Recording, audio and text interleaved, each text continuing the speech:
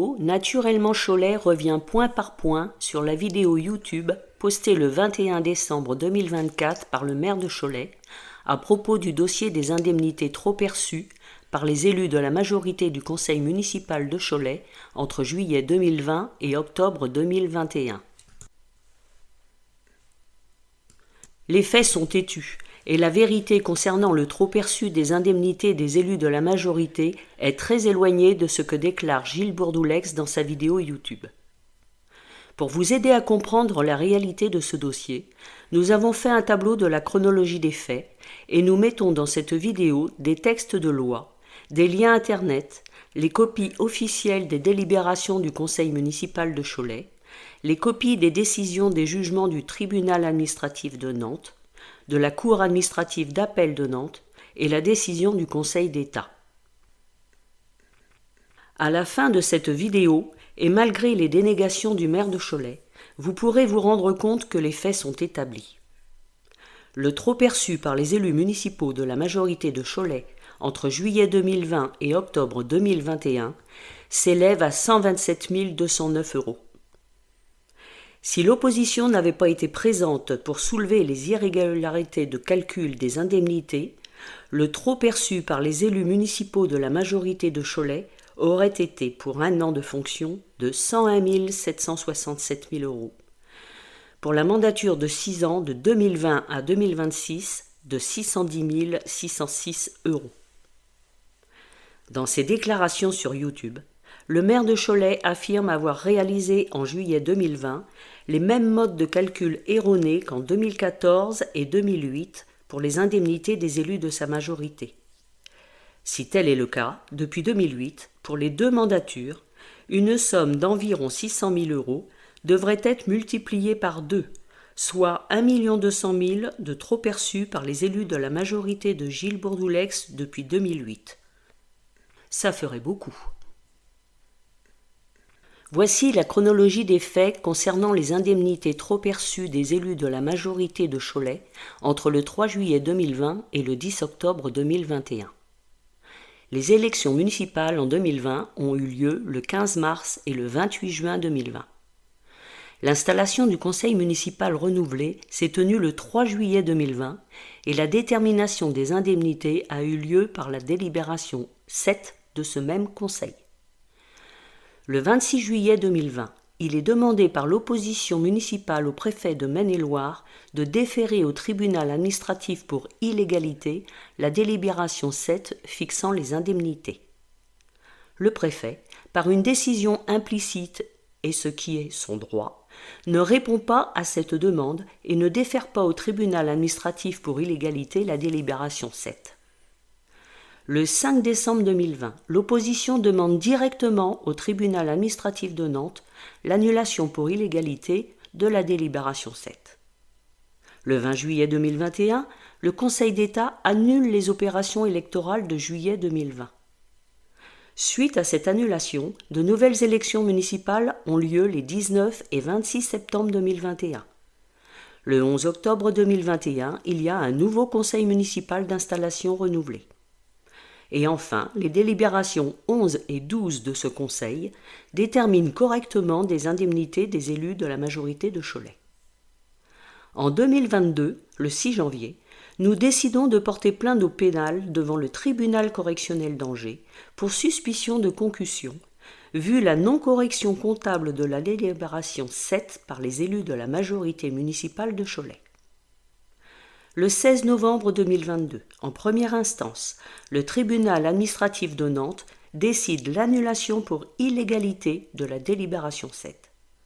Le jugement de première instance est confirmé le 16 février 2024 par la Cour administrative d'appel de Nantes.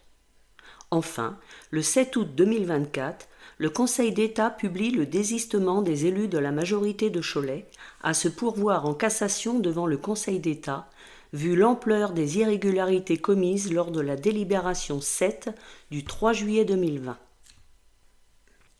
La vie d'une collectivité territoriale comme la commune de Cholet est régie par de nombreux textes de loi, notamment par le Code général des collectivités territoriales, en ce qui concerne la fixation des indemnités des élus.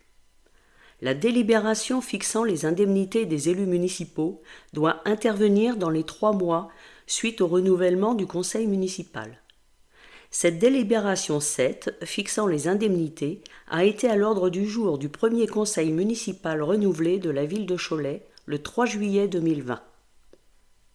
Malgré les observations d'erreurs manifestes de calcul pointées à de multiples reprises par l'opposition, groupe Cholet autrement, la délibération 7 du conseil municipal du 3 juillet a été adoptée par les seuls conseillers municipaux de la majorité.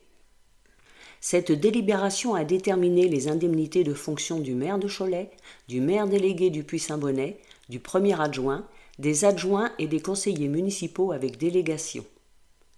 Quand on lit rigoureusement les articles du CGCT concernant le mode de calcul des indemnités, on arrive à un résultat indiquant un trop-perçu important concernant les indemnités attribuées à la majorité.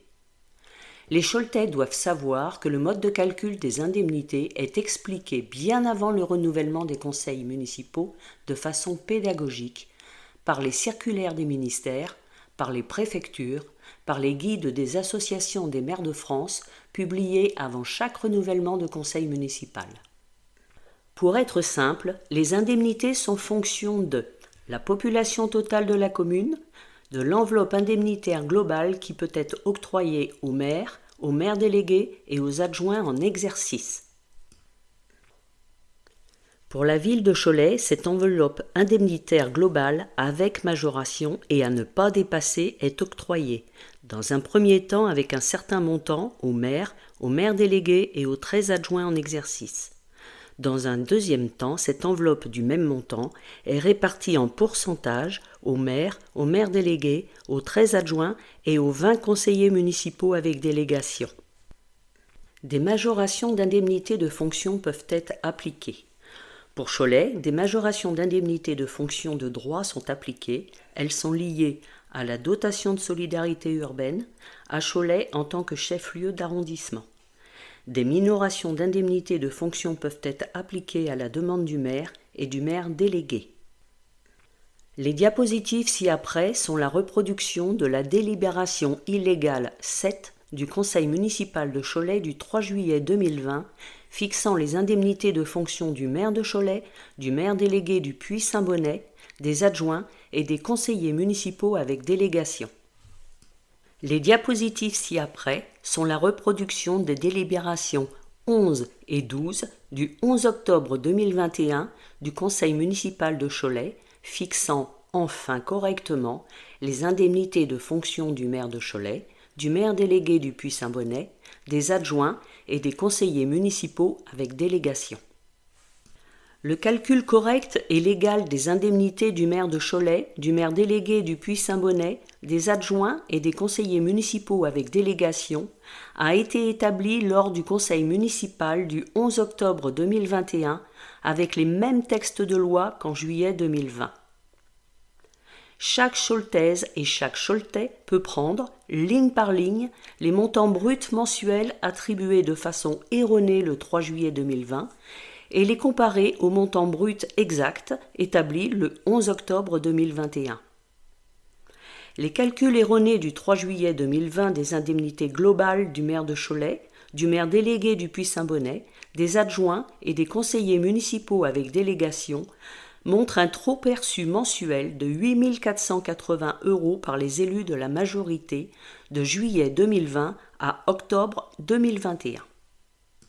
Nous allons maintenant faire des commentaires sur la vidéo postée le 21 décembre 2024 sur YouTube par Gilles Bourdoulex et dénoncer les contre-vérités qu'elle contient. Dans sa vidéo, le maire de Cholet dit que le 29 juin 2020, nous travaillons à la délibération qui fixera les indemnités. On s'interroge sur le calcul des indemnités. Il y a un doute.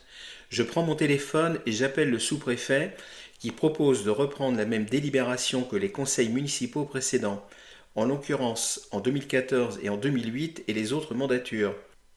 Et je ferai le contrôle de légalité, j'aurai 2 mois, c'est la loi, pour vérifier si votre délibération est bonne ou pas bonne. Le maire de Cholet arrive à son 5e mandat. Il a eu tout le loisir de suivre des formations pour savoir comment établir correctement le calcul des indemnités des élus. On ne peut pas croire que le maire de Cholet ne sache pas lire et appliquer correctement des textes concernant le calcul des indemnités. Les oppositions sont bien parvenues à démontrer que le calcul des indemnités de juillet 2020 était complètement erroné, démonstration approuvée par les juges administratifs. Gilles Bourdoulex aime réécrire l'histoire. Dans sa vidéo, le maire de Cholet dit que la Cour administrative d'appel de Nantes le 16 février 2024 a confirmé l'illégalité de la délibération 7 de juillet 2020, mais que sur un seul point, le calcul de l'indemnité du premier adjoint, qu'il n'y a plus de remise en cause de l'enveloppe globale. Nous mettons ci-après les copies des décisions des jugements du tribunal administratif de Nantes et de la Cour administrative d'appel de Nantes.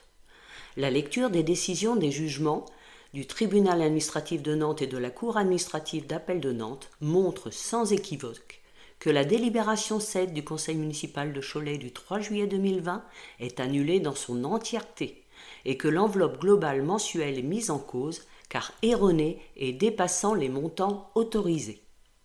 Malgré les démentis du maire, le tableau ci-dessous démontre au Choletais le dépassement de 8 480 € de l'enveloppe globale mensuelle de juillet 2020 à octobre 2021.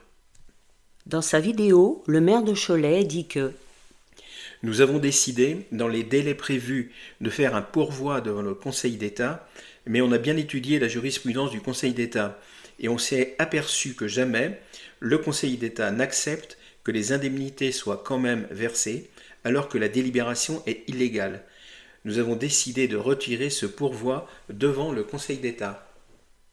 Le pourvoi en cassation devant le Conseil d'État fait l'objet d'une procédure préalable d'admission. L'admission est refusée par décision juridictionnelle si le pourvoi est irrecevable ou n'est fondé sur aucun moyen sérieux.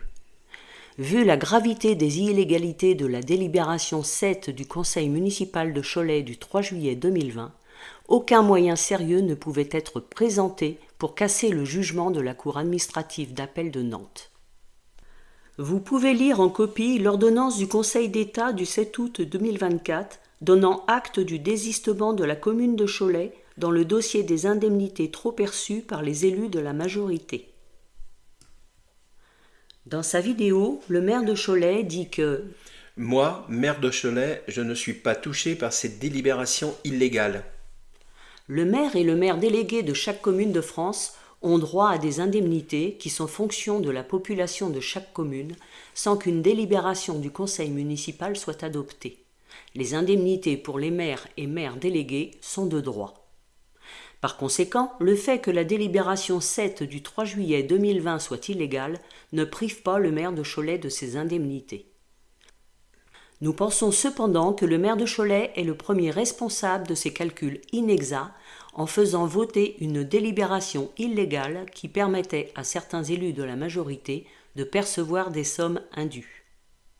Gilles Bourdoulex sera-t-il solidaire de ces élus lorsqu'ils devront rembourser les 127 209 € de trop perçus?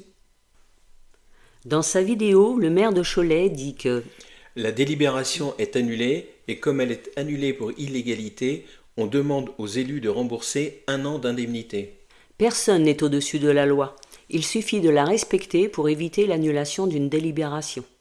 La délibération 7 du 3 juillet 2020 étant définitivement annulée par la justice administrative, tout ce que portait cette délibération est annulé, sauf pour le maire et le maire délégué du Puy-Saint-Bonnet qui touchent leurs indemnités même si la délibération 7 n'existe plus. En cas d'annulation de la délibération 7, le maire de Cholet savait pertinemment que ce seraient non seulement les trop perçus qui seraient à rembourser, mais la totalité des indemnités perçues par ses collègues. Dans sa vidéo, le maire de Cholet dit que les élus doivent tout rembourser. La jurisprudence administrative de Nantes est contraire à une jurisprudence de la Cour administrative d'appel de Nancy d'octobre 2022, qui avait dit que vous ne rembourserez que le trop perçu. On peut dire qu'il s'agit d'une interprétation inexacte de cette jurisprudence de Nancy, datée en fait de 2020. Contrairement à l'affaire des indemnités trop perçues par les conseillers municipaux de la Chapelle-Saint-Luc, commune de 10 000 habitants dans l'Aube, dans l'affaire de l'illégalité de la délibération 7 du 3 juillet 2020, La bonne foi dans le calcul erroné des indemnités ne peut aucunement être alléguée par le maire et tous les conseillers municipaux de sa majorité. Ils ont tous été informés de leur méprise comptable dès le 3 juillet 2020 par l'opposition municipale, et ces erreurs de calcul ont été démontrées par l'opposition et commentées par la presse pendant plusieurs mois. Le maire de Cholet déforme la jurisprudence comme il réécrit l'histoire. Informés de leurs erreurs de calcul, le maire et tous les conseillers municipaux de la majorité auraient pu et dû corriger leurs erreurs en adoptant une nouvelle délibération ou en demandant au juge administratif une médiation. Rien n'a été fait dans ce sens au détriment des Choletais et des finances publiques. Dans sa vidéo, le maire de Cholet dit que l'opposition saisit le préfet par un courrier. Le préfet ne répond pas, donc c'est qu'il entérine la délibération que nous avons prise et qu'il ne la remet pas en cause. c'est faux, il s'agit d'une contre-vérité. Cette présentation mensongère des faits se heurte à une jurisprudence administrative constante qui considère que le préfet dispose d'un pouvoir discrétionnaire de déférer ou de ne pas déférer un acte illégal au juge administratif. Par conséquent, l'abstention du préfet chargé du contrôle de légalité ne peut avoir les effets d'un brevet de légalité donné à la délibération 7 du conseil municipal de Cholet du 3 juillet 2020. Dans ce dossier, le préfet n'ayant pas déféré la délibération, l'opposition a saisi directement le tribunal administratif de Nantes. On rappelle ici que les jugements de l'ordre administratif qui ont confirmé l'illégalité de la délibération 7 dans cette affaire sont pris au nom du peuple français souverain. Dans sa vidéo, le maire de Cholet dit que l'association Anticorps est d'extrême gauche et Anticorps veut jouer les grandes vertueuses sur les questions financières, budgétaires, sur tout ce qui est lié à l'argent dans les collectivités, notamment. Et enfin, Anticorps a des financements plus qu'occultes, je le précise. c'est faux, il s'agit là d'une autre contre-vérité. Anticorps n'est pas une association d'extrême gauche. Anticorps, c'est une association fondée en 2002 pour lutter contre la corruption et rétablir l'éthique en politique. L'association regroupe des citoyens et des élus de toute tendance politique. Anticorps a adopté une politique très stricte en matière de financement pour garantir son indépendance. Anticorps bénéficie d'un agrément délivré pour 3 ans par la Haute Autorité pour la transparence de la vie publique et d'un agrément du Premier ministre. On rappelle que par arrêté du 5 septembre 2024, Gabriel Attal a renouvelé l'agrément d'Anticorps. Gabriel Attal ne semble pas appartenir à l'extrême gauche. La liste des affaires en cours et passées, menées devant la justice par Anticorps, démontre une lutte contre la corruption sans aucun lien avec la sensibilité politique des personnes physiques ou morales incriminées. Lutter contre la corruption et rétablir l'éthique en politique est une priorité de toute démocratie. Dans sa vidéo, le maire de Cholet dit que les élus, à un moment donné, vont être amenés à devoir rembourser une année d'indemnité. Mais logiquement, les élus vont se retourner contre la ville parce que la ville a commis une erreur. c'est faux. L'article L 2121-29 du CGCT énonce que le conseil municipal règle par ses délibérations les affaires de la commune. C'est la clause générale de compétence du conseil municipal. Ce n'est pas l'administration, bien évidemment, qui vote les délibérations. On rappelle que Gilles Bourdoulex a refusé de remettre en cause les calculs erronés, même si cela emmène tous les élus passés et présents de sa majorité droit dans le mur. Mais tous les élus de la majorité sont entièrement responsables de leur vote et de leurs décisions. Ils ne peuvent pas faire porter le chapeau à l'administration de la ville de Cholet. Dans sa vidéo, le maire de Cholet dit que Enfin, il y a le troisième volet qui est le volet pénal qui est toujours en suspens. ce qui est vrai. Tout le monde peut se tromper, mais quand on est informé de son erreur, la sagesse et la prudence imposent la correction la plus rapide, surtout quand il s'agit d'argent public reçu indûment. Le 6 janvier 2022, nous avons porté plainte au pénal devant le tribunal correctionnel d'Angers pour suspicion de concussion, vu l'illégalité de la délibération 7 du 3 juillet 2020, et vu qu'informés, le maire de Cholet et les élus de la majorité du conseil municipal n'ont pas fait les démarches utiles pour rembourser les trop-perçus au détriment des Choletais et des finances publiques locales. Selon l'article 432-10 du Code pénal, la concussion est le fait par une personne chargée d'une mission de service public de recevoir une somme qu'elle sait ne pas être due ou excéder ce qui est dû. Les Choletais doivent savoir qu'en ce mois de janvier 2025, sauf preuve contraire, malgré les contraintes d'exécution à rembourser par la justice administrative, aucun remboursement n'a été effectué par les élus de la majorité. Les finances publiques de Cholet sont toujours en manque des montants non remboursés pour lesquels les conseillers de la majorité ont été définitivement condamnés par la justice en août 2024. Dans sa vidéo, le maire de Cholet déclare « Nous avons des oppositions qui se comportent en véritables esclavagistes, c'est-à-dire qu'ils considèrent que des hommes et des femmes doivent travailler beaucoup avec conviction sans même toucher des indemnités. » Au contraire, les oppositions ont toujours affirmé que les élus de la majorité exerçant leurs fonctions avaient droit à une juste indemnité. Mais ces indemnités doivent être justes, et non au-delà de ce que prévoit la loi. S'affirmer avec agressivité et insulte, c'est la façon de faire constante du maire de Cholet.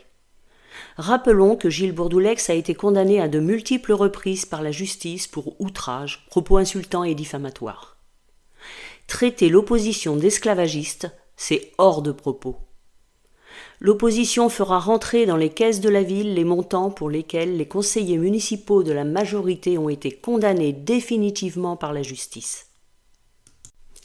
En conclusion, dans sa vidéo YouTube, Gilles Bourdoulex, comme il en a l'habitude, tente de tromper les Choletaises et les Choletais de façon scandaleuse et immorale au sujet des indemnités trop perçues par les élus de la majorité. Plus c'est gros, plus ça passe. C'est la façon d'agir des menteurs en politique, des populistes et des démagogues. Gilles Bourdoulex est l'instigateur de ce fiasco comptable pour les finances de la ville de Cholet qui a été possiblement en cours depuis 2008. Malgré avoir été amplement et à de multiples reprises informés de leur méprise, tous les conseillers municipaux de la majorité sont responsables de ces erreurs comptables, car aucun d'entre eux n'a eu le courage de se lever pour corriger l'illégalité de la délibération 7 du 3 juillet 2020 et trouver un chemin de médiation qui était toujours possible en temps opportun. À un moment donné, il faut savoir prendre ses responsabilités et en assumer les conséquences.